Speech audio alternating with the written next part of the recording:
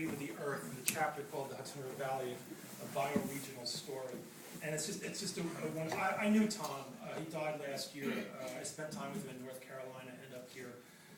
Wonderful, lovely man, a passionate priest who was actually a freelance priest and avid follower of Teilhard de Chardin. But this is from he was enamored of the Hudson River Valley, even though he's from North Carolina.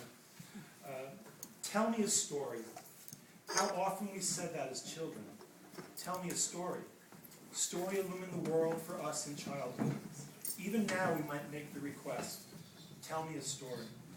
Tell me the story of the river and the valley and the streams and woodlands and wetlands, of the shellfish and finfish. Tell me a story.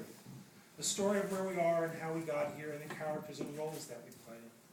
Tell me a story that will be my story, as well as the story of everyone and everything about me, the story that brings us together in a valley community, the story that brings together the human community with every living thing in the valley, the story that brings us together under the arc of the great blue sky in the day, and the starry heavens at night, the story that will drench us with rain and dry us in the wind, a story told by humans to one another that will also be the story that the wood thrush sings in the thicket, the story that the river recites in its downward journey, the story that Storm King Mountain images forth in the fullness of its grandeur.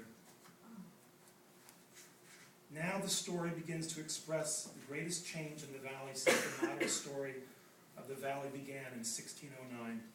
This is the moment of change, from a sense of the valley as subservient to human exploitation, to a sense of the valley as an integral natural community, which is itself the basic reality and the basic value, and of the human as having its true glory as a functioning member, rather than as a conquering invader of this community.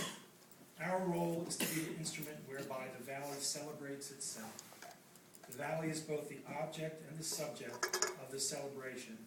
It is our high privilege to articulate the celebration in the stories we tell and in the songs we sing.